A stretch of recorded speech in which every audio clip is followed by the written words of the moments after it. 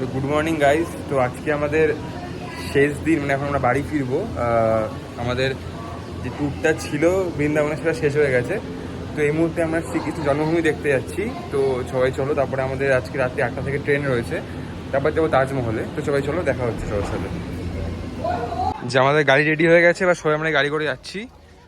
তো গাড়িতে উঠবো, এবার সব মালপত্র উঠিয়ে নিচ্ছে উপরে, উঠে সবাই যাবো এবার আমাদের শ্রীকৃষ্ণ জন্মভূমিতে। চলো সব যাচ্ছি আমরা আগ্রার দিকে তাজমহল দেখতে। এইটা হচ্ছে আগ্রা ফোর্ট, সবাই দেখতে পাচ্ছ।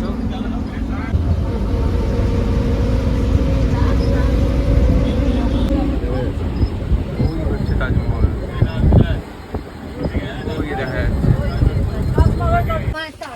নেমে গেলাম আমরা, গাড়ি থেকে নামছি, এবার চলে এসেছি আগ্রাতে তাজমহলের সামনে।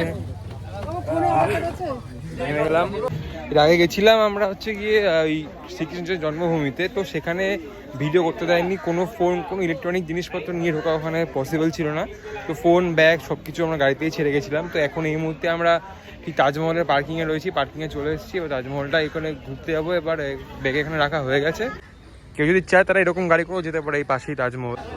আর এইখানে সবাই আমরা খাওয়ার জন্য চলে এসেছি, আমরা তো খেতে পাই না, তাই জন্য।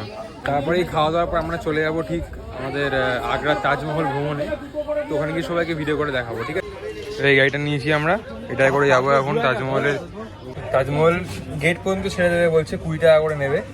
তো গরমের মধ্যে হাঁটতে পারছি না, এই জন্য সবাই মিলে এখান থেকে আমরা এইটাই বুক করে নিলাম। তো সবাই যাচ্ছে, যাবে কেউ যাবে শিয়ালদা বটতলা, শিয়ালদা বটতলা, শিয়ালদা বটতলা।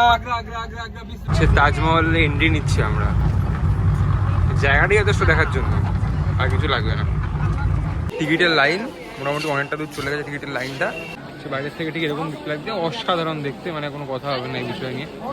প্রায় 1.5-2 লাখ লোকের লাইন লেগে রয়েছে এখানে।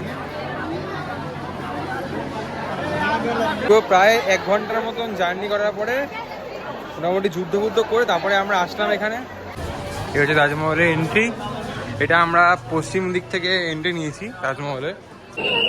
চলে এসেছি আমরা তাজমহলে, এন্ট্রিও হয়ে গেছে আমাদের।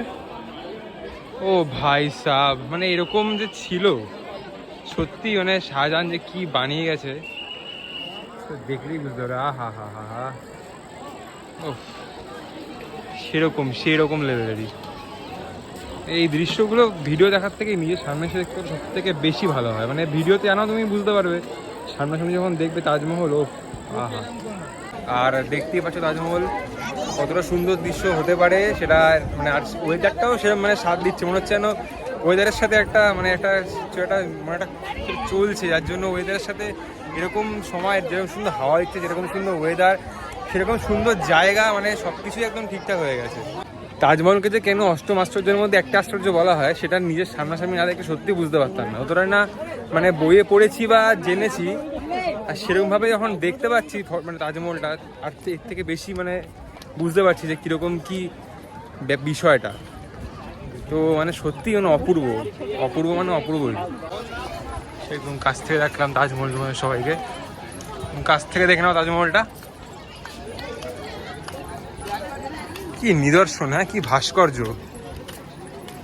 আমরা সবাই জানি যে তাজমহল হচ্ছে কি আমাদের যমুনা নদীর ঠিক পাশেই। এই হচ্ছে যমুনা নদী, এই পাশ থেকেই গেছে এই নদীটা, এইরকমভাবে এসছে নদীটা, এখান থেকে নদীটা বয়ে গেছে। আমরা একটু পাশ থেকে এসেছিলাম। আর এইখানে হচ্ছে কি আমাদের সেই সপ্তম আশ্চর্যের একটা আশ্চর্য, সত্যি ওয়াহ তাজ। হচ্ছে আমাদের গাড়ি, গাড়ি থেকে নেমে গেছি। টুলনাতে করে আমরা আজকে আমাদের ট্রেন আছে, এই ট্রেনে করে আমরা যাব হাওড়াতে। এবার হাওড়া থেকে বাড়ি যাব।